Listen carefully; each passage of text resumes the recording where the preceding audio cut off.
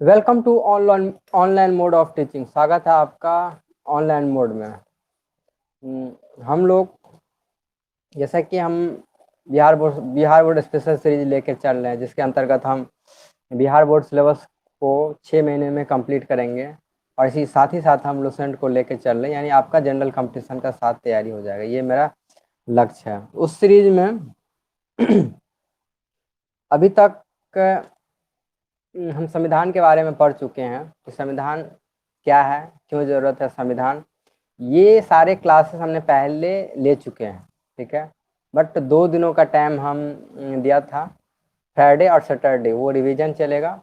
तो उसमें संविधान क्यों और कैसे और संविधान एक जीवन दस्तावेज है, इस दोनों चैप्टर को ख़त्म करना हमारा लक्ष्य है, मैंने रिवीजन उसका। इसके बाद आप क्या करेंगे, इस रिवीजन लेक्चर को देखने के बाद इन 2 चैप्टरों को आप जो रिकॉर्डेड सेक्शन अवेलेबल है या उसको हम वेबसाइट पर डाल देंगे, इन दोनों ऑप्शनों में आप उसको दोबारा देखेंगे, तब आपको समझ में आ जाएगा बाकी बातें। ये सारे क्लासेस ऑलरेडी लेके वो आपके सर्वर में पड़ा हुआ है रिकॉर्डेड सेक्शन में, तो उसको आप इनरोलमेंट करने के बाद देख सकते हैं।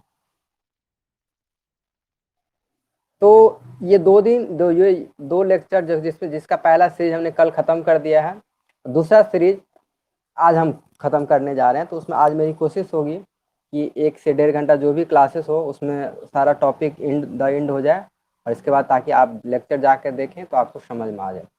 चलिए, तो हम एक बार रिकैप करते हैं। कल जो हम लोगों ने जो पढ़ा उसको एक बार हम लोग देख लेना चाहते हैं कि आखिर 1 मिनट, चलिए, कि हम संविधान के बारे में पढ़ रहे थे। संविधान क्या है, संविधान को समझने से पहले हम लोगों ने कल समझा कि संविधान किसके लिए है। तो संविधान हमारे देशवासियों के लिए, इन टॉपिक को समझना है। संविधान क्या है, क्यों संविधान है, संविधान किसने बनाया, कैसे बना संविधान।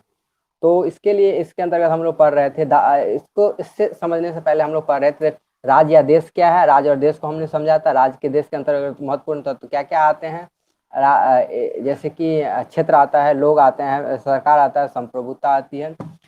इसका हम लोगों ने संविधान का परिभाषा पढ़ा। इसके अलावा संविधान की आवश्यकता क्यों आवश्यक होती है, तो ये इतने चीज़ों को हम लोगों ने कल पढ़ा। आगे हम लेके चल रहे हैं कि संविधान की और क्या क्या काम है, ठीक है।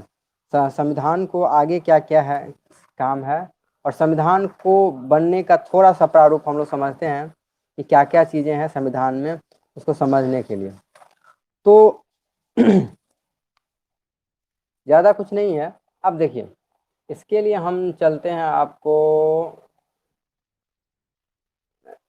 1 minute, share photo, share 1 minute, देखिए।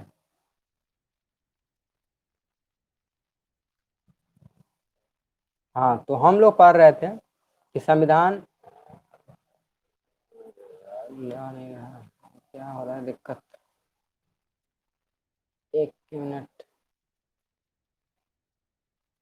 संविधान क्यों और कैसे, ये क्या हो गया, 1 मिनट। हाँ, ठीक, ये आपका, हम लोग ये टॉपिक पढ़ रहे थे, संविधान क्यों और कैसे, ठीक है। जिसके अंतर्गत हम लोगों ने 2-3 चीज़ों को पढ़ा है कि हमें संविधान की क्यों आवश्यकता है।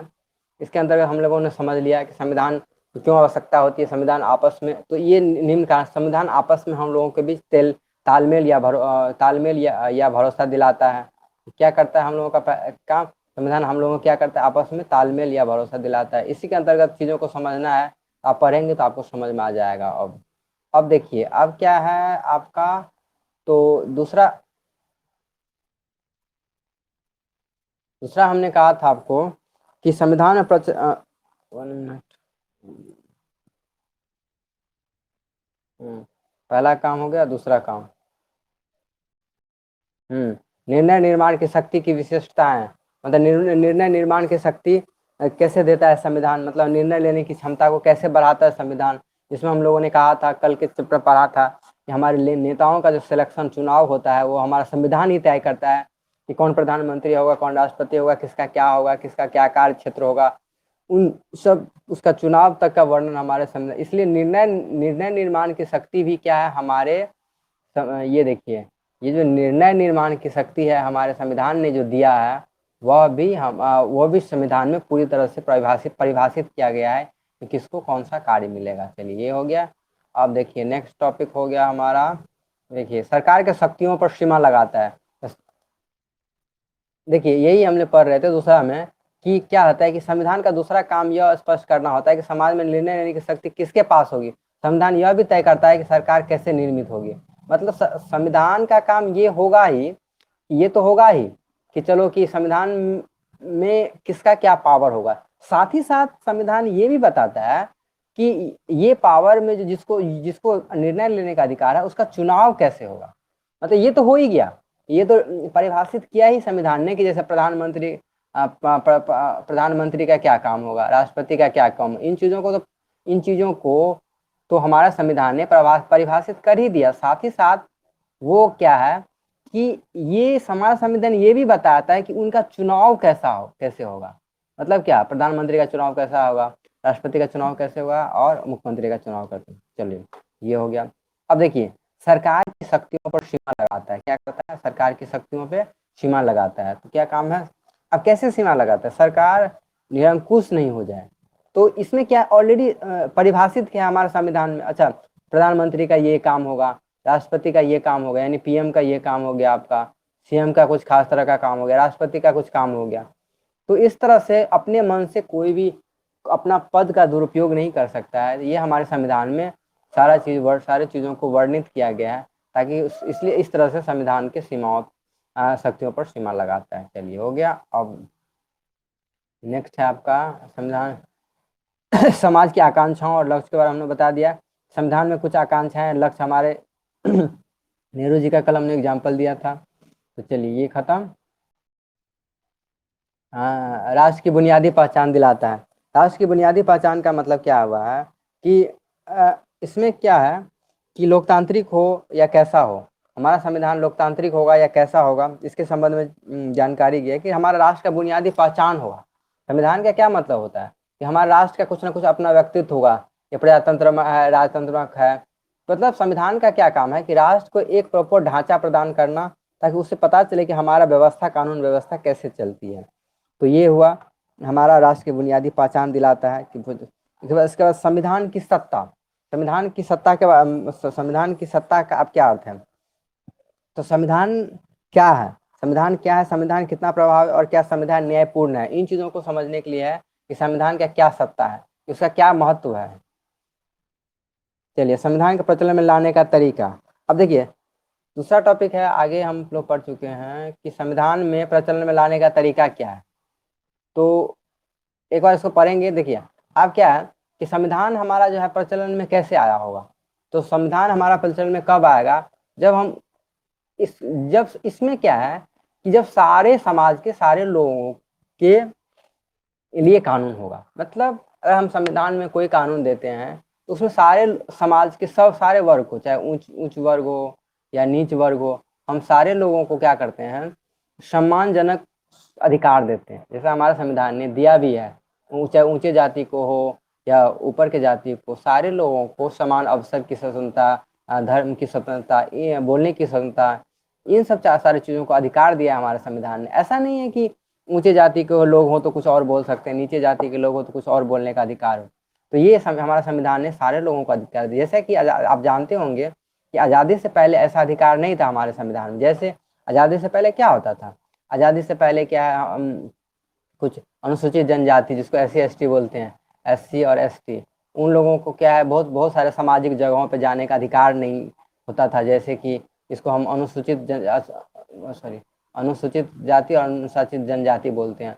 उन लोगों के साथ क्या था कि जैसे अम्बेडकर जी के बारे में भी पढ़ेंगे तो अम्बेडकर जी ने अपने बहुत सारे जगहों किताबों में व्याख्या किए हैं वो, कि जो है हमारे समाज यानी कि इनका SC ST का यानी अनुसूचित जाति और जनजाति को बहुत तरह से बुरे भेदभाव से गुजरना पड़ता था। उन लोगों को कॉमन प्लेस जैसे कि पानी के जगह, मंदिर में, इन जगहों पर प्रवेश वर्जित था। इन चीज़ों को ध्यान में रखते हुए हमारा संविधान ने उन लोगों के लिए विशेष अधिकार दिया, मतलब सारे समाज को जोड़ के उन्होंने क्या क्या विशेष अधिकार दिया है, ठीक है। और उसके लिए फिर कड़े नियम भी लागू किए। आगे आप जाकर पढ़ेंगे कि अगर आप किसी के विरुद्ध, खासकर अगर SC या ST के विरुद्ध अगर कोई किसी तरह की दुर्भावना रखते हैं या उसको असम्मानजनक रूप से उनको बुलाते हैं, तो आपको कड़ा से कड़ा दंड देना पड़ेगा, सजा भुगतना पड़ेगा। तो ये चीजें हैं। तो हमारे संविधान निर्माताओं ने संविधान को प्रचलन में कैसे आएगा इसको समझिए आप थोड़ी सी बात, कि संविधान अगर आप किसी समझिए आप गोरे हैं या काले हैं,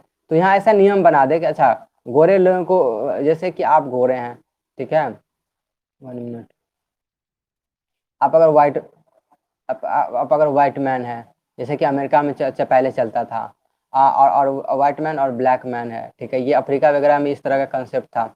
व्हाइट मैन है, ब्लैक मैन, आप क्या मतलब आप क्या है, गोरे हैं और काले हैं। तो गोरे और काले, अगर ये नियम बता अच्छा गोरे लोगों को जॉब मिलेगा, काले लोगों को जॉब नहीं मिलेगा, तो हमारा संविधान क्या करती है, भेदभाव करती है।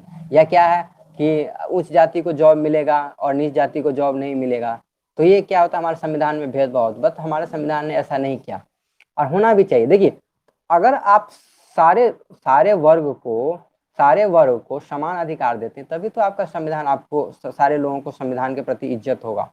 तो यही हुआ, संविधान में प्रचलन में लाने का तरीका क्या आता है, इसका मतलब क्या है कि संविधान कोई अस्तित्व में आया और इसमें संविधान ने बनाए कितनी शक्ति है, इसमें निष्प्रभ, इसमें समाज के अनेक अनेक लोगों के, इसमें विश्व सर्वाधिक सफल संविधान दक्षिण अमेरिका की है, जिसने सफल राष्ट्रीय आंदोलन के बाद बनाया। इसमें एक चीज और है, राष्ट्रीय प्रचलन राष्ट्रीय आंदोलन से भी प्रेरित है।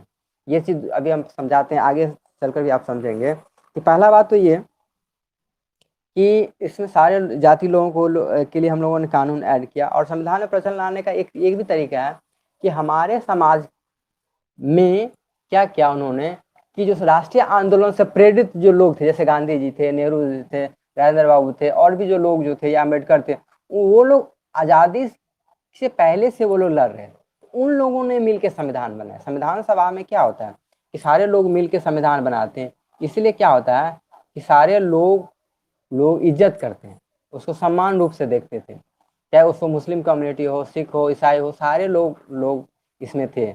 तो इसलिए प्रचलन में लाने का तरीका है, उन लोगों ने मिल के बनाया, तो स्वाभाविक बात है उसके प्रति लोगों का आस्था होगा, सम्मान होगा, इसलिए हमारा संविधान प्रचलन में आया। वो आप पिछले लेक्चर में डिटेल से हमने पढ़ाया, तो आप उसको चेक कर लेंगे दोबारा, वो उसका लेक्चर अवेलेबल है।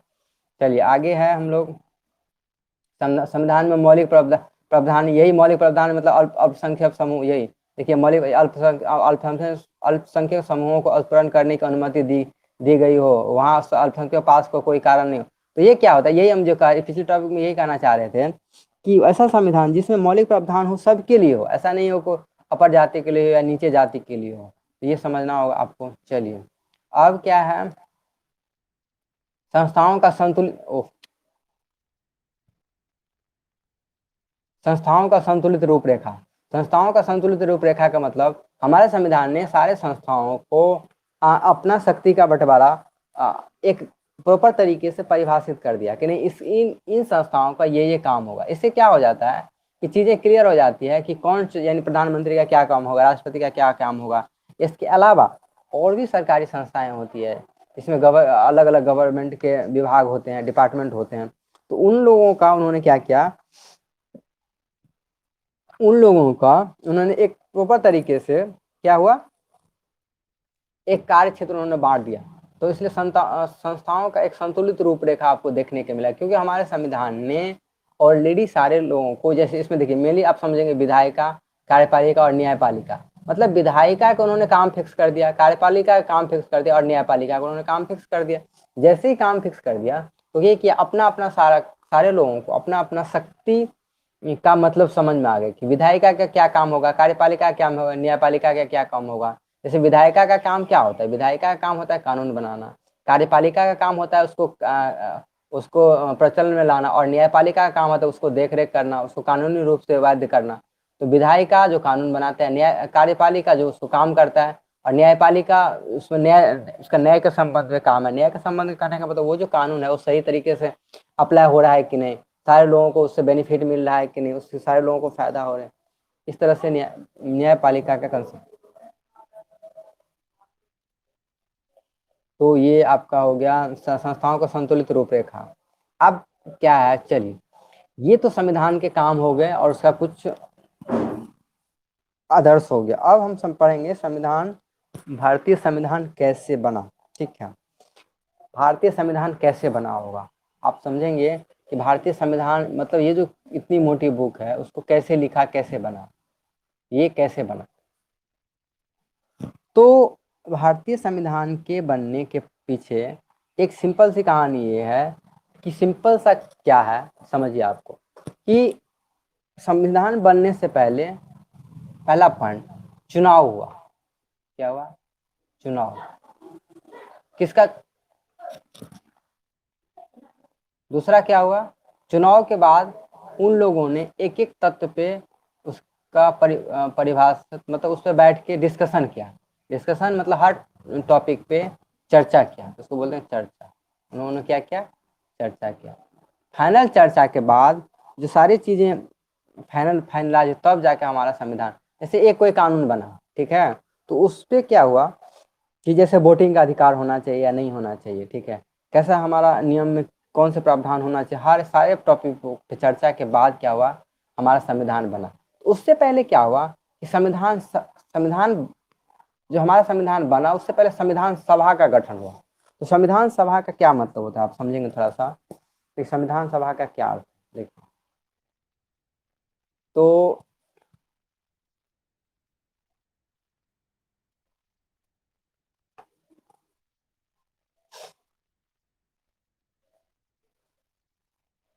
एक टर्म आएगा संविधान सभा। संविधान सभा, संविधान सभा।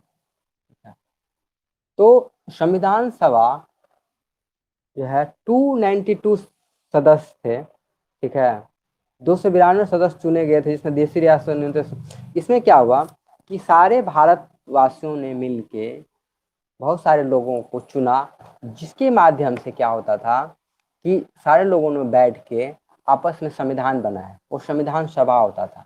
क्या हुआ कि अलग अलग जगहों से लेके, अलग अलग प्रांत से लेके, बहुत सारे जगहों से, देशी रियासतों और प्रांतों से लेके उसका क्या अनुपात था वो सब हमने सारे चीज़ों को हमने डिस्कस किया है कि कैसे क्या चुनाव हुआ, कितना को क्या कैसे मिला नहीं मिला।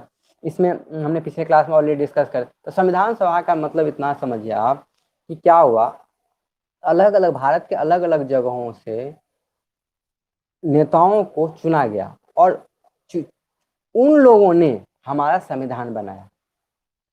क्या हुआ, जैसे कि अभी नेता लोग बैठ के हमारे संसद में कोई कानून पास करते हैं, सेम ऐसा ही है कि उन लोगों को हम लोगों ने चुना और कुछ प्रिंसली स्टेट से डायरेक्ट आए थे, मतलब देसी रियासतें से, ब्रिटिश सरकार के प्रत्येक शासन के प्रांत में कुछ लोग आए थे और कुछ देसी रियासत से आए हुए थे। तो उन लोगों ने मिल के क्या किया, आपस में बैठ के एक एक कानून की चर्चा करने के बाद फिर जो है उसका चुनाव होता है और फिर जो है हर एक एक टॉपिक पर चर्चा होता है, फिर हमारा संविधान जाके बनता है। ठीक है,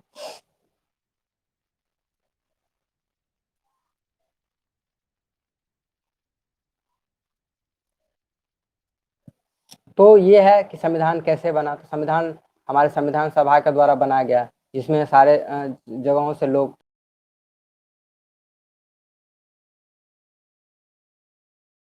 पढ़ लेंगे तो आपको समझ में आ जाएगा। तो ये है हमारा संविधान सभा के बारे में चर्चा। चलिए, अब क्या है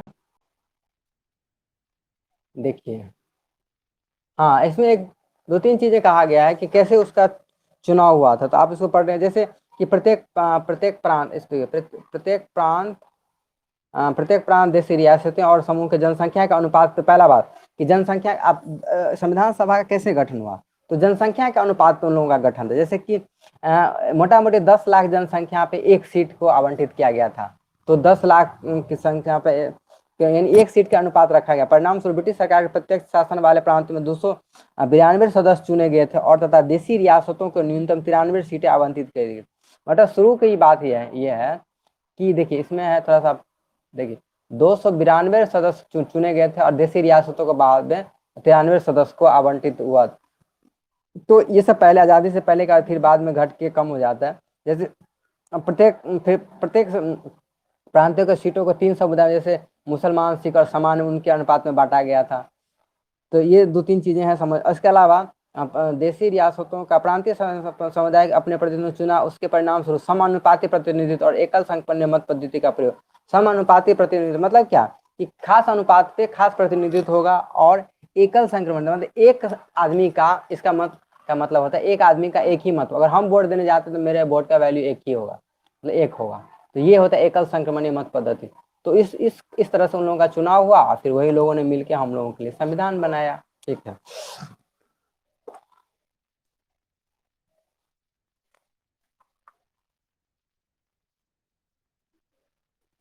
अब देखिए यहाँ पे ये पहले वाला है कंडीशन। अब देखिए इस संविधान सभा का रूप बाद में जाकर क्या, 3 जून 1947 को योजना के अनुसार विभाजन के बाद ये सभी प्रतिनिधि संविधान सभा के सदस्य नहीं रहे, जो पाकिस्तान के क्षेत्र से चुनकर आए थे। वो पाकिस्तान में, देखिए मतलब क्या था कि संविधान सभा में बहुत सारे पाकिस्तान के थे, तो पाकिस्तान चले गए, और तो सदस्य नहीं रहे, पाकिस्तान से क्षेत्र से चुने आए थे। संविधान सभा के वास्तविक सदस्यों की संख्या घटकर अब 299 रह गई थी, जिसमें 26 नवंबर 1949 को कुल 284 सदस्य उपस्थित, उनमें से अंतिम रूप से प्रारित संविधान को अपने हस्ताक्षर किए। तो ये समझने वाली पॉइंट है कि आज़ादी से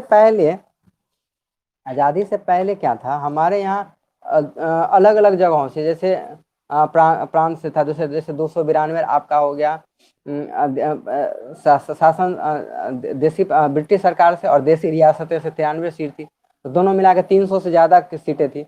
तो उन लोग वो सब सारे छट के जब आज़ादी के बाद खत्म हो गया। अब ये काम का आप समझने के लिए ये है कि आज़ादी के बाद 3 जून 1947 को बंटवारा के बाद क्या हुआ, हमारे संविधान सभा में 200 ये आपको याद रखना है, इसलिए हम आपको नहीं कह रहे थे कि 299 सदस्य बचे थे, और जिसमें से 284 सदस्य उपस्थित थे, और फाइनल रूप से उन लोगों ने क्या किया, उस पर हस्ताक्षर किया, और हमारा संविधान बन के तैयार हो गया। तो ये है संविधान सभा का कॉन्सेप्ट। तो इसको आपको ऐसे समझना है कि पहले चुनाव हुआ, फिर पाकिस्तान वाले पाकिस्तान में चले गए, फिर भारत वाले भारत में मिल के उन्होंने क्या क्या संविधान बनाया, और संविधान बना के फिर हम लोगों को फाइनल हस्ताक्षर हुआ, फिर हम लोग क्या हुआ, उस संविधान को इस संविधान पे हम लोग संविधान को मानते हैं।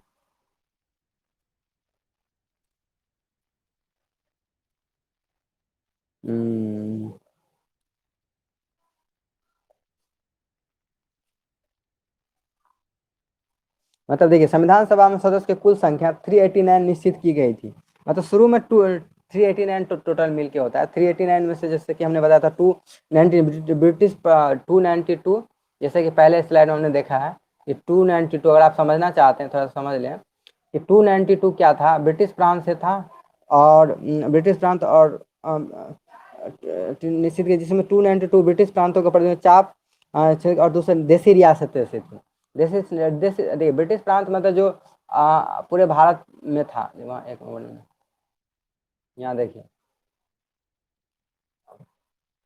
इसको आप जोड़ के 389 होता है। ठीक है, मतलब क्या, 292 सदस्य चुने गए थे, जो आपको क्या थे, ब्रिटिश प्रांत के थे। 292 ब्रिटिश प्रांत के हो गए। इसके बाद देसी रियासतें, जो राजा लोग थे। ब्रिटिश प्रांत मतलब जो उस टाइम में नेता जो चुने जाते उसको ब्रिटिश प्रांत बोलते थे, और देसी रियासतें जो राजा लोग होते थे वो उसके 93 सीट थे। इस तरह से चुनाव होके, और इसमें 4 उन्होंने नहीं दिया है, 4 कमिश्नर, चीफ कमिश्नर क्षेत्र थे, तो उन लोगों से चुनाकर 389 लोगों का चुनाव हुआ था आज़ादी से पहले। ये चीज़ आपको समझना है। तो पहला कंसेप्ट यहाँ से समझना है, और ज़्यादा समझना चाहते हैं दूसरा कंसेप्ट यहाँ से आपको समझना है कि आज़ादी के बाद क्या हुआ। तो ये आपको मेन काम का ये है, अगर पूछता है दोनों याद रखेंगे, लेकिन ये ज़्यादा देखिए इसमें क्या है। देखिए कि 3 जून के बाद, देखिए 3 जून 1947 की योजना के बाद ये क्या हुआ, अब क्या हुआ कि क्षेत्रों में 299 मेंबर आ गए थे। ये आपको समझना है कि आज़ादी के बाद क्या हुआ, आपस में जो पाकिस्तान वाले थे पाकिस्तान में चले गए, और इंडियन वाले इंडिया में रह गए। तो इस तरह से तो कितना, टू टू टू टू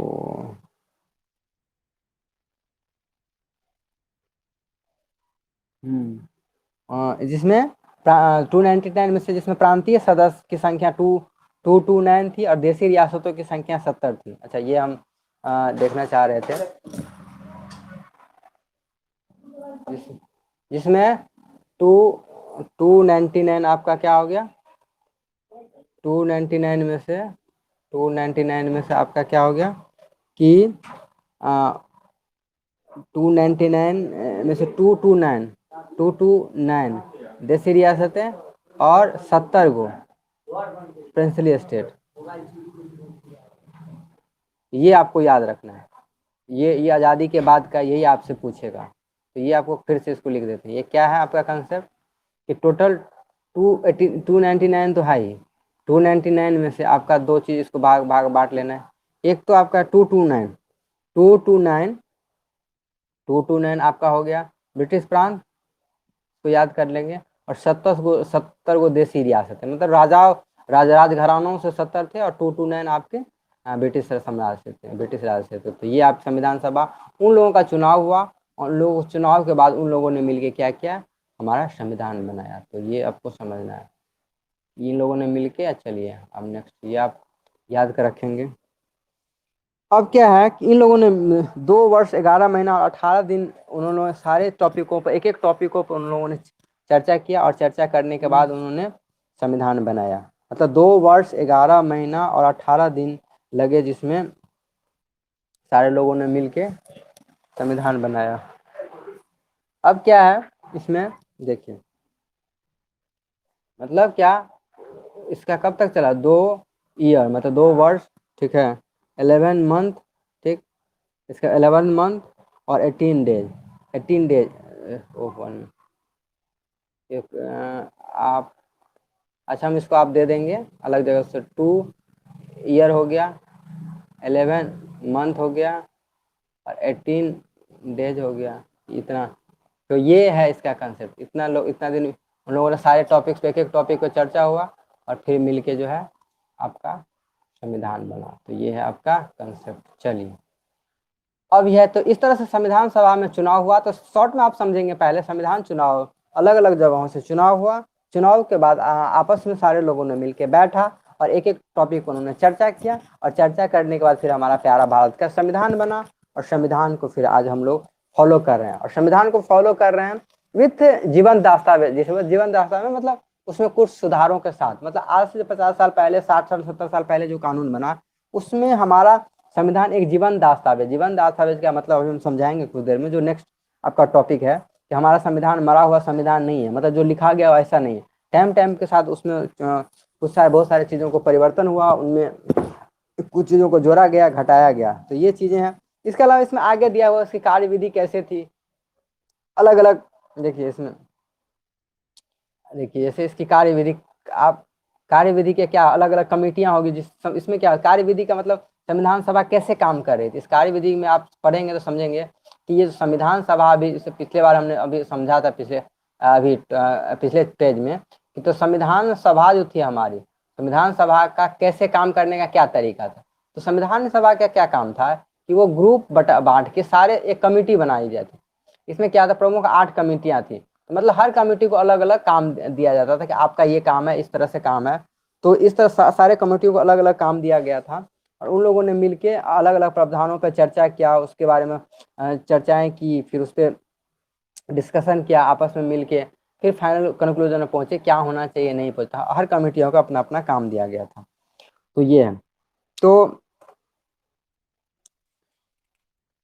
ये आपका इतना चीज़ें हैं इसमें, 1 चीज़ें और हो गया ऑब्जेक्टिव रिजोल्यूशन। चलिए इसके अलावा देखिए लास्ट पेज पे है जो आपका काम का है, वो आपको बस, बाकी इतना चीज़ें बाकी आप डिटेल से पढ़ेंगे तो आपको समझ में आ जाएगा। बाकी 1 मिनट, देखिए हम लोगों ने संस्थागत व्यवस्था के बारे में पढ़ ही ली, कार्यपालिका विधायपालिका, इसी में यही चीज़ दिया हुआ इसमें। और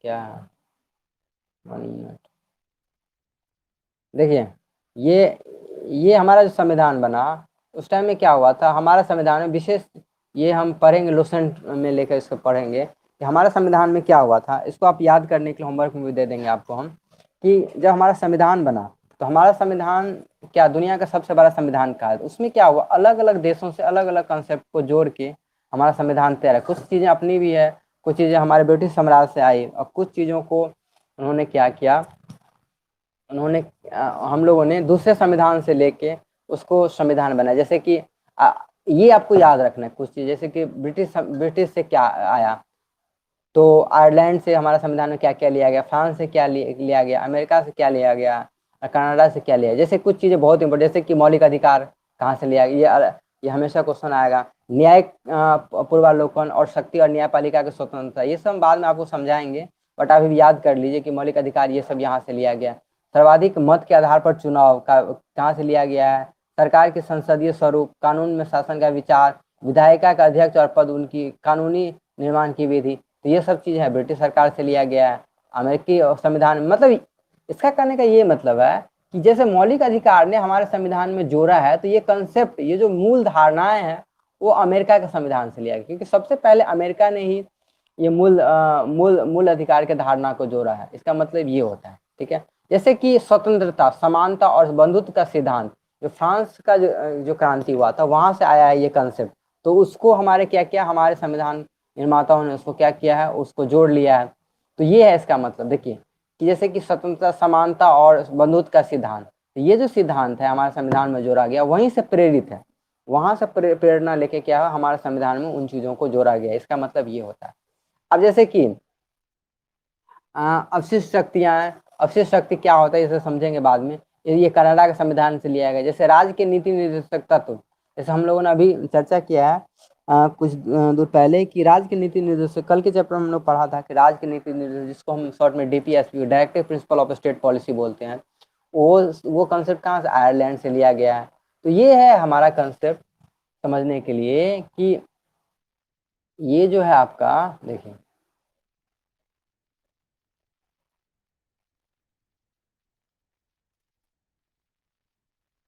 ये राज्य के नीति निर्देशक तक, ये विभिन्न विभिन्न जो अवधारणाएं हैं, अलग अलग संविधानों को मिला के फिर हमारा जो है प्यारा भारत देश का संविधान तैयार किया गया। तो ये है इसके पीछे कंसेप्ट। तो चलिए, ये हमारा पहला चैप्टर खत्म होता है। अब हम लोग लास्ट चैप्टर में कुछ चीज़ें जो काम के हैं, ठीक है, कि संविधान एक जीवन दस्तावेज, जिसको हमने पहले भी पढ़ा दिया है, उस पर थोड़ा सा हम लोग उसका रिवीजन कर लेंगे, देखते हैं इसमें क्या है।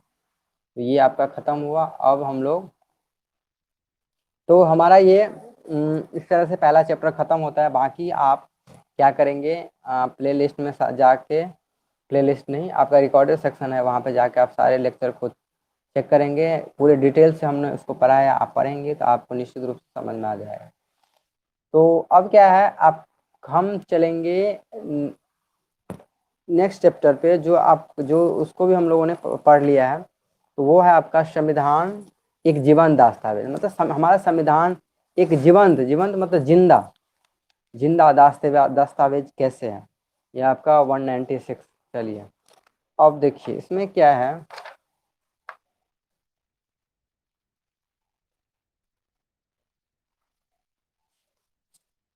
मतलब हमारा संविधान एक जीवंत दस्तावेज है। तो हम आपको इसका पहले पीडीएफ शेयर कर देते हैं, फिर हम आपको देख,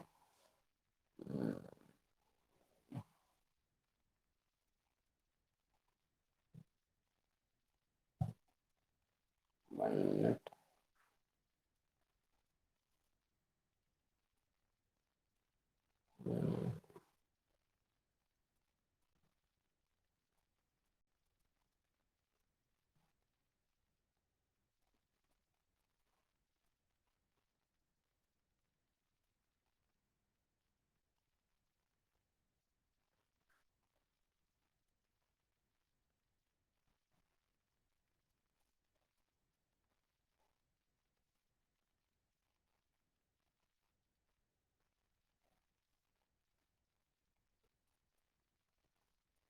हाँ, तो ये हमारा टॉपिक है कि संविधान एक जीवन नामा चैप्टर है, उससे मिलता जुलता है, इसलिए हमने इस चैप्टर को लिया। आप सोचेंगे 1 के बाद कैसे हम लोग 9 चैप्टर पे चले गए, तो ये इस तरह से इससे मिलता जुलता चैप्टर है, इसलिए हमने हमने इसको पहले ले लिया है।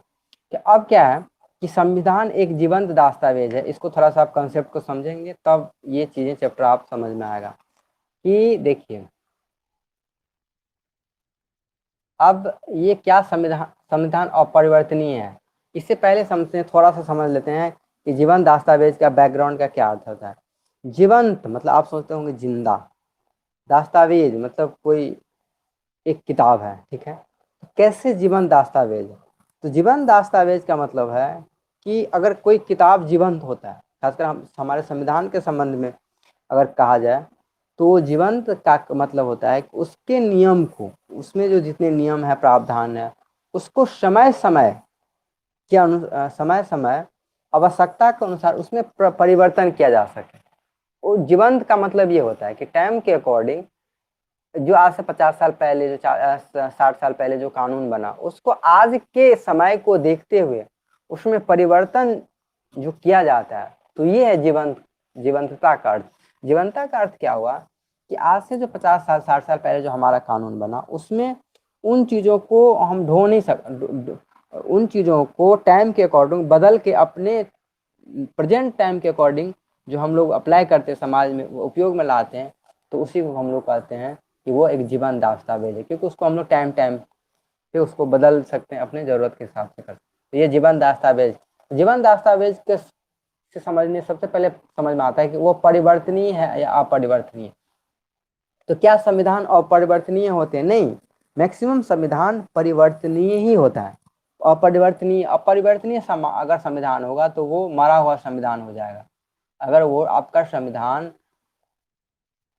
देखिए, अगर आपका संविधान क्या होगा, है ना, कि परिवर्तनीय, अपरिवर्तनीय अपरिवर्तनीय होगा तो वो जीवंत नहीं होगा। अब संविधान, मैक्सिमम संविधान अपरिवर्तनीय हो ही नहीं सकता है। वो उसको टाइम के अकॉर्डिंग, नियम के अकॉर्डिंग क्या होगा, आपको परिवर्तन करना ही पड़ेगा। तो क्या होता है, इसीलिए अधिकतर संविधान परिवर्तनीय होता है। इसलिए हमारा भारत का संविधान जो है क्या है, एक परिवर्तनीय है। मतलब हम जरूरत के अनुसार क्या करते हैं, चीज़ों को परिवर्तन कर सकते हैं। तो ये परिवर्तनीय का यही मतलब, बाकी आप पढ़ेंगे तो चीज़ों कंसेप्ट उसमें समझ में आ जाएगा, ठीक। अब क्या है कि परिवर्तनीय में एक होता है, एक लचीला होता है, कठोर होता है। तो हम इसके समय थोड़ा सा चर्चा करते हैं। एक कंसेप्ट आगे जाके समझ में आएगा कि लचीला और कठोर का क्या अर्थ है। देखिए, लचीला, देखिए,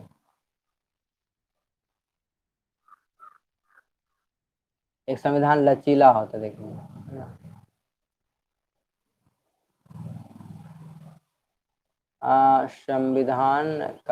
संविधान लचीला, ठीक है। तो क्या मतलब होता है, एक होगा कहीं कठोर। तो देखिए, संविधान का जो स्वभाव होता है, प्रकृति स्वभाव होता है, दो तरह का होता है। एक संविधान लचीला संविधान होता है, लचीला, ठीक है। लचीला का मतलब होता है कि ऐसा संविधान उसमें हम आसानी से उसके प्रावधानों और उसके नियमों में परिवर्तन कर सकते हैं। जैसे कि एग्जाम्पल में ब्रिटिश का संविधान, उसके जो प्रावधान है, उसके कानून है, हम उसको बड़ी आसानी से बदल सकते हैं, उसको लचीला बोलते हैं। अब कठोर संविधान होता है कि जैसे कि अमेरिका का संविधान, उसके उसका परिवर्तन, उसके जो सुधार की प्रक्रिया इतनी कठिन है कि उसमें संविधान में कोई परिवर्तन करना हो तो काफ़ी मुश्किल होता है। उस तरह के संविधान को हम लोग बोलते हैं वो कठोर संविधान। मतलब ऐसा संविधान जिसके प्रावधानों और नियमों में बदलने के लिए कठिन प्रक्रिया से गुजरना पड़े, उसको हम लोग कठोर संविधान कह देंगे इस सिंपल भाषा में। और लचीला संविधान उसको कहेंगे वैसा संविधान जिसको जिसको जिसके प्रावधानों और नियमों को बदलने के लिए सिंपल आसान तरीका को अपनाया जाए, आसानी से बदला जाए, उससे हम लोग लचीला संविधान करते हैं। जैसे कि आपका ब्रिटिश का संविधान, आपको इस तरह से क्वेश्चन आता है तो आप सिंपल में पहले उसको परिभाषित करेंगे और फिर उसका एक एक एग्जाम्पल देंगे। जैसे ब्रिटिश यानी अंग्रेज का संविधान, और ऐसे इसमें लिखेंगे अमेरिका का संविधान। इस तरह से आपको लिखना है अमेरिका का संविधान। तो इस तरह से हो गया आपका लचीला और कठोर का संबंध।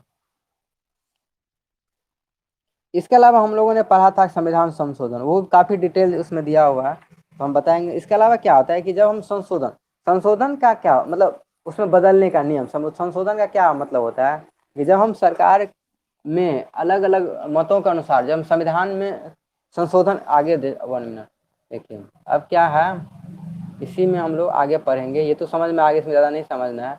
अब देखिए, इसी में संशोधन है कि संविधान में संशोधन कैसे किया जाता है।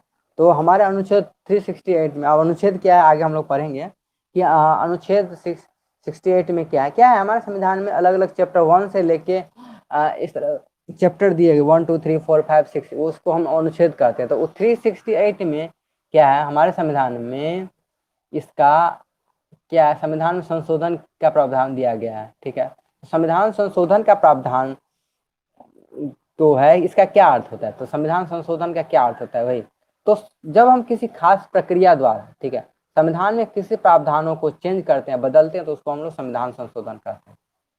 संविधान संशोधन का क्या अर्थ हुआ, जब हम संविधान में के प्रावधानों को किसी खास प्रक्रिया द्वारा उसको हम बदलते हैं, उसको हम लोग संविधान के संशोधन कहते हैं। तो संविधान का हम लोग संशोधन करेंगे, उसमें अलग अलग बहुमत से जैसे संविधान का संशोधन पारित होता है। एक जैसे कि साधारण बहुमत, फिर विशेष बहुमत, फिर विशेष बहुमत प्लस जो है राज्य की अनुमति। तो इस तरह से हम लोग अलग अलग बहुमत के अनुसार क्या करते हैं, संविधान के प्रारूपों को बदलते हैं। इसके बाद राज्य के अनुमोदन को हम लोग क्या करते हैं, पुष्टि करते हैं। तो ये सब चीज़ें, सारी चीज़ों को हम लोगों ने डिटेल से पढ़ा है। ठीक है, तो उसको आप लोग क्या करेंगे,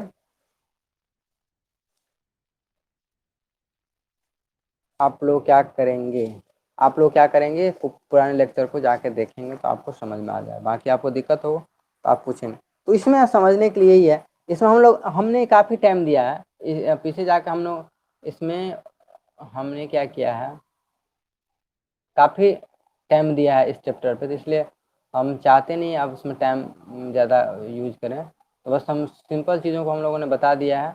और वहाँ पे पीछे लेक्चर अवेलेबल है, जैसे विशेष बहुमत में किस तरह से बहुमत होता है, कितना कितना परसेंटेज होता है। जैसे साधारण बहुमत में आसानी से पास होता है, फिर दूसरे तरह के बहुमत में क्या होता है। इस तरह से हम सारी चीज़ों को हमने चर्चा किया है लेक्चर में, तो आप वहाँ जाके उसको चेक कर लेंगे। विशेष बहुमत, फिर विशेष बहुमत में राज्यों का अनुमोदन का क्या अर्थ होता है, राज्यों की सहमति, संविधान में कितने संशोधन क्यों किए गए हैं, अलग अलग राजनीतिक दलों ने अलग अलग टाइम पे संशोधन किया अपने ज़रूरत के हिसाब से। तो इन सब सारी चीज़ों को हमने पढ़ा। संशोधन की विषय वस्तु मतलब क्या क्या चीज़ें हैं, इसके बाद व्याख्याएं, और राजनीति से आप क्या सहमत हैं। इसके अलावा आपका देखिए संविधान में मूल संरचना के बारे में शायद हमने पढ़ा है कि मूल संरचना का क्या अर्थ होता है। अगर मूल संरचना अगर हम नहीं शायद हमने नहीं पढ़ा हो तो इसको हम एक टॉपिक हम आपको पढ़ाएंगे। मूल संरचना वो आगे आएगा कंसेप्ट, तो वो आपको समझ में आ जाएगा धीरे धीरे कि मूल संरचना का क्या अर्थ है। तो ज़्यादा इसमें है नहीं। चलिए, तो इस तरह से हम लोगों ने चैप्टर को एक बार ओवरव्यू देख लिया है। बाकी आप पढ़ेंगे तो आपको समझ में, फिर भी अगर हम देखिए शॉर्ट में आपको समझा जाना चाहते हैं कि हम लोगों ने क्या क्या पढ़ा। तो पहला चैप्टर में देखिए अब क्या है, तो शॉर्ट में हम आपको समझाते हैं कि हम लोगों ने क्या पढ़ा। तो शॉर्ट में पहला चैप्टर में हम लोगों ने संविधान क्यों और कैसे का कंसेप्ट समझा, कि संविधान क्यों ज़रूरत है, हमारे संविधान की क्या क्या आवश्यकताएं हैं, उसका क्या क्या काम है, पहला टॉपिक।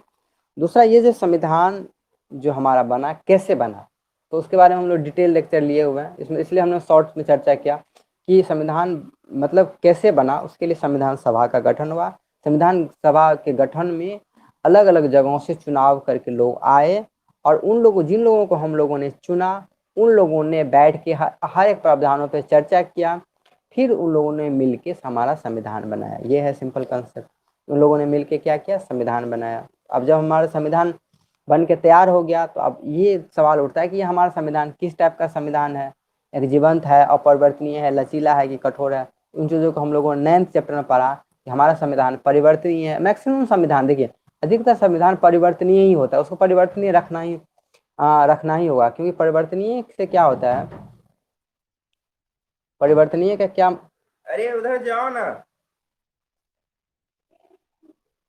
परिवर्तनीय का क्या मतलब होता है कि उसको हम बदल सकते हैं। बदलने का क्या अर्थ हुआ कि हम टाइम के अकॉर्डिंग क्या कर सकते हैं, ज़रूरत के हिसाब उसके प्रावधानों को, उसके नियमों को हम लोग क्या कर सकते हैं, बदल सकते हैं, उसमें बदलाव कर सकते हैं, उसमें चीज़ों को घटा सकते हैं, बढ़ा सकते हैं। तो ये परिवर्तनीय का कंसेप्ट होता है। अब जैसे लचीला हुआ, कठोर हुआ, जैसे संविधान क्या होता है कि कुछ संविधान जैसे कि ब्रिटिश का, यानी अंग्रेज का संविधान इतना लचीला है कि उसके हर एक प्रावधान को आप आसानी से बदल सकते हैं, इसलिए उसको लचीला संविधान कहते हैं। तो अमेरिका का संविधान को कठोर संविधान कहा जाता है, क्योंकि उसके प्रावधान नियम इतने कठोर होते हैं ताकि उसको सिंपल विधि के द्वारा उसको बदल नहीं सकते हैं, तो इसको लचीला और कठोर संविधान कहते हैं। तो इन टॉपिक पे क्वेश्चन आ सकता है आपका। इसके अलावा संविधान आप संशोधन की प्रक्रिया कैसे होगी, तो 368 में हमारा वर्णित संविधान संशोधन की प्रक्रिया अलग अलग चीज, उसको हमने काफी डिटेल से पढ़ाया है। तो जैसे कि साधारण बहुमत होगा, विशेष बहुमत होगा, विशेष बहुमत प्लस राज्य का अनुमोदन होता है। फिर हमने साधारण बहुमत भी काफी डिटेल से पढ़ा है कि साधारण बहुमत क्या होता है, विशेष बहुमत क्या होता है, साधारण बहुमत अधिविशेष बहुमत प्लस राज्य का प्रावधान क्या होता है। साधारण बहुमत मतलब ऐसा कानून जो आसान से पास हो जाए, विशेष बहुमत मतलब उससे थोड़ा सा कठिन होता है, लेकिन साधारण बहुमत से थोड़ा सा कठिन होता है, लेकिन राज्य का अनुमोदन से थोड़ा सा इजी होता है, तो ये विशेष बहुमत होता है। प्लस अब देखिए, विशेष बहुमत प्लस तीसरा होता है राज्य का अनुमोदन, मतलब हमारा संविधान तो पास हो ही गया, लेकिन कुछ इस प्रावधानों को जो हमारे पूरे भारत सरकार को मतलब पूरे भारत को प्रभावित करता है, उन उन प्रावधानों को संशोधन करने के लिए क्या होता है, राज्य की आवश्यकता होती है, राज्य का हेल्प लेना होता है, उसकी मदद लेनी पड़ती है। जैसे कि जीएसटी का इम्प्लीमेंटेशन हुआ, तो इस तरह का जो कानून जो सारे हमारे भारत के सारे राज्यों को प्रभावित करता है, उस तरह के प्रावधानों को बदलने के लिए हमको पता है राज्य का अनुमोदन लेना होता है। उन चीज़ों सारी चीज़ों को हमने डिटेल से पढ़ा दिया, तो वहाँ पढ़ेंगे आप समझेंगे। तो ये है कंसेप्ट कि इस तरह से संविधान का संशोधन होता है। इसके अलावा एक है, हम लोगों को पढ़ा कि राज्य में इतने संशोधन की क्यों आवश्यकता होती है, उसके पीछे भी कंसेप्ट हमने समझा दिया है। कि पहला ये कंसेप्ट होता है कि टाइम के अकॉर्डिंग आपको चीज़ों को बदलना होता है। दूसरा क्या होता है कि कुछ खास तरह के नेता अपने अकॉर्डिंग क्या होते हैं, नेताओं अपने अकॉर्डिंग क्या होता है, संविधान को नियमों को बदलना चाहते हैं ताकि उसके फेवर में कुछ सारे नियम आए। तो ये कि राजनेताओं का अपना निजी उद्देश्य भी होता है उसके पीछे। इसके अलावा क्या होता है, कुछ कॉमन एजेंडा, कुछ आपसी सहमति भी होता है। आपसी सहमति जो जैसे बहुत सारा पुराना संविधान चीज़ें बदल गए, तो उसको हम टाइम के अकॉर्डिंग क्या कर सकते हैं, बदल सकते हैं, ताकि इस तरह से हो। तो इसके अलावा ठीक है, विवादास्पद संबंध अलग अलग संशोधन टाइप का प्रकार हुआ। आप चलिए राज्य की मूल संरचना जो है हम बाद में पढ़ेंगे, लेकिन शॉर्ट में हम समझा देते हैं, शायद हमने उसमें नहीं लिया लेक्चर, बट समझिए कि क्या हुआ कि एक दौर था, शॉर्ट में आप पढ़िए कि राज्य का मूल संरचना, एक लास्ट टॉपिक पूछ गया, तो उसमें हम आपको थोड़ा समझा देते हैं कि क्या है राज्य का मूल संरचना का क्या अर्थ हुआ। कि एक टाइम था जिसमें क्या होता है, नेताओं ने मिलके अपने हित के लिए बहुत संविधान में अलग अलग टाइप के प्रावधानों को उन्होंने परिवर्तन करना चाहा। समझिए ध्यान से, नेताओं ने मिलकर अपने हित के लिए अलग अलग प्रावधानों को परिवर्तन करना चाहा, जो उसके कार्यकाल को बढ़ा दे, उसकी शक्तियों को बढ़ाए और अपना शासन स्थापित कर सके। तो उसमें क्या हुआ, उन्होंने संविधान के अधिकतर प्रावधानों को बदलना चाहा। तो इससे क्या हुआ, जब आप अधिकतर चीजों को बदल सकते हैं, तो इससे क्या हुआ, हमारा संविधान के अधिकतर चीज का मूल जो मेन जो आइडिया है, वो जो कंसेप्ट है, वही बदलने लगा। तब जाके हमारा जो है न्यायपालिका, क्योंकि न्यायपालिका को इन मामलों में हस्तक्षेप करने का अधिकार है। जब खासकर संविधान की जो चर्चा होती है, तो न्यायपालिका उस चीज़ों की रक्षा, फिर हमारे न्यायपालिका ने उसमें हस्तक्षेप किया और फिर उन्होंने बेसिक जो मूल संरचना का सिद्धांत उन्होंने लाया। मूल संरचना का सिद्धांत का क्या मतलब है कि संविधान को तो आप बदल सकते हैं, लेकिन उसकी जो मेन बात है, मेन जो कोर चीजें हैं, उसको आप नहीं बदल सकते। ठीक है ना, जैसे मौलिक अधिकार को नहीं छीन सकते हैं। ठीक है, इसके बाद हमारा संसद का किस तरह का प्रकार होना चाहिए, किस तरह से हमारे यहाँ चुनाव का असली प्रक्रिया है, यानी जो जो मेन बातें हैं उसको आप लोग नहीं बदल सकते हैं। सिंपली न्यायालय ने अपने परिभाषा में ये कहा कि जो मूल संरचना है, यानी जो हमारा संविधान का जो मेन चीज है, उसको आप नहीं बदल, हाँ उसके प्रावधान में कुछ गलतियां हैं, त्रुटियां हैं, तो उसको आप बदल सकते हैं, लेकिन ये नहीं कि आप पूरा का पूरा प्रावधान ही काट देंगे और उसको जैसे आप मौलिक अधिकार ही छीन लेंगे। इन सब सारे प्रावधानों को आप नहीं बदल सकते हैं।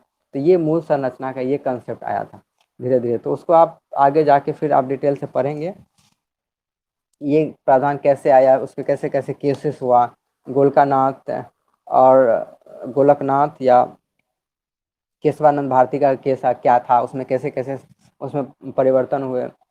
तो इन सब सारी चीज़ों को हम लोग डिटेल से पढ़ेंगे। ठीक है, तो इसमें क्या हुआ, आपका लगभग रिवीजन सीरीज में लगभग चीज़ें ख़त्म हो गई है। आप एक बार आपका काम क्या है, बुक को पढ़ेंगे, साथ साथ जो भी लेक्चर अवेलेबल है वो सारे लेक्चर को आप पढ़ेंगे, तो आपको बहुत सारी चीज़ें समझ में आएगा। आपको नहीं समझ में आती है तो फिर आप चीज़ों को मंडे से उसमें पूछेंगे, ठीक है। वैसे उसमें हम कंटिन्यू फिर नए तरीके से लेक्चर को चालू करेंगे। फिर भी आपको नहीं समझ में आता है तो कुछ चीज़ों को आप पूछ सकते हैं, पूछेंगे, फिर हम आपको क्लियर करते जाएंगे कि आखिर क्या क्या चीज़ें क्या क्या है। क्योंकि देखिए शुरू में क्या होगा, आपको पेशेंस रखना होगा, क्योंकि आप पहली बार पढ़ रहे हैं, आप एक एक चीज़ों को नहीं समझ रहे हैं।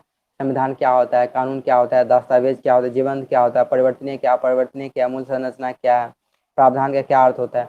तो आप क्या करेंगे, धीरे धीरे पेशेंस पूर्वक पढ़ेंगे, ताकि तब धीरे धीरे आपको चीज़ें समझ में आएगी। और जैसे जैसे आप समझते जाएंगे आपको अच्छा भी लगेगा, मज़ा भी आएगा, और आपको काफ़ी इंटरेस्टिंग लगेगा। खासकर पॉलिटिकल साइंस क्या है ना, कि हमारे आसपास जो चीज़ें घटती है, हमारा जो कानूनी दाव पेच है, उसको समझने में जैसे जैसे आपको अच्छा लगेगा, आपको आप समझते जाएंगे तो आपको अच्छा लगा। अच्छा, हमारे यहाँ मुख्यमंत्री का क्या काम है, हमारे यहाँ प्राइम मिनिस्टर क्या क्या अधिकार, आप सोचते हैं और ये और प्राइम मिनिस्टर मतलब कुछ भी, तो आप समझे नहीं, उसके पीछे भी कुछ, उसकी भी कुछ एक पावर होती है, उसकी एक सीमाएं होती है। हाँ, वो कैसे डिपेंड करता है, उसकी बहुमत क्या होती है, कैसे सरकार के पास अधिक पावर आ जाता है, उन सारे चीज़ों को धीरे धीरे आप पढ़ेंगे कंसेप्ट। फिर हमारे यहाँ राष्ट्रपति का क्या काम है, आप जनरली समझते होंगे, अच्छा हमारे यहाँ राष्ट्रपति तो मेन पर्सन होता है, लेकिन फिर भी उसका कोई काम नहीं होता है। तो धीरे धीरे जैसे जैसे आप पढ़ेंगे तो आपको समझ में आएगा राष्ट्रपति का क्या काम है, और उपराष्ट्रपति को क्यों क्यों रखा गया हमारे संविधान में। ये सब चीज़ धीरे धीरे धीरे आपको समझ में आने लगेगा। तो आपका चलिए, अब क्या है, ये टॉपिक खत्म होता है। अब आपका इसमें होमवर्क है कि ये 2 चैप्टर आप पढ़ेंगे, ठीक है, पढ़ेंगे और लेक्चर देखेंगे। दूसरा क्या है कि आपका काम है लुसेंट में, ठीक है ना, लुसेंट में आप संविधान सभा को पढ़ेंगे, और संविधान सभा के पढ़ने के बाद आप प्रस्तावना प्रस्तावना हम उसमें मंडे को उसमें शायद मेरा क्लासेस होगा, तो प्रस्तावना को पढ़ेंगे। तो प्रस्तावना आपको नहीं पढ़ना है, और भारतीय संविधान के विदेशी स्रोत ये आप पढ़ सकते हैं। तो ये आपका होमवर्क होगा। और ये मंडे वाले शेड्यूल में क्या होगा, आपको ध्यान से समझ लीजिए। मंडे से जो शेड्यूल चलेंगे उसमें लुसेंट जो ख़त्म होगा, और जो आपके बुक चलेंगे उसका आपका टेस्ट सैटरडे को लिया जाएगा। इसलिए आपको जो भी होमवर्क दिया जाएगा उसको आप ध्यानपूर्वक बनाएंगे, उसका एनालिसिस होगा, सैटरडे को टेस्ट होगा, उसका रीचेकिंग होगा, चेकिंग होगा। इसलिए आपका काम है उसको ध्यानपूर्वक याद करेंगे, और उसको पढ़ेंगे, और उसको याद करेंगे और समझेंगे, और टेस्ट देंगे अच्छे से। तो संविधान सभा और भारतीय संविधान के विदेशी स्रोत, तो विदेशी स्रोत में आप एनसीईआरटी से भी पढ़ सकते हैं। और देखिए यहाँ पे लुसेंट में भी दिया हुआ है, और उसमें उल्टा दिखा रहा है। आपके पास ये बड़ी वाली बुक होगी तो इसमें उसके लगभग 164 165 या 163 के आसपास होगा पेज में। तो इसमें आप जाके देखेंगे, जिसमें हमारा भारतीय संविधान टॉपिक है, उसमें जाकर आप दो, एक संविधान सभा और एक आप भारतीय संविधान के विदेशी स्रोत, उसको जाके पढ़ेंगे, पढ़ना शुरू कर देंगे।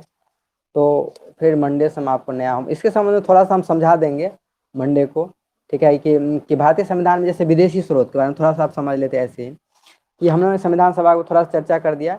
विदेशी स्रोत में क्या है कि जैसे कि मेन प्रावधान आपको याद करना है कि विदेश से हमारे संविधान में, जैसे कि हमने पहले भी चर्चा किया लेक्चर में, कि प्रावधान का क्या अर्थ होता है।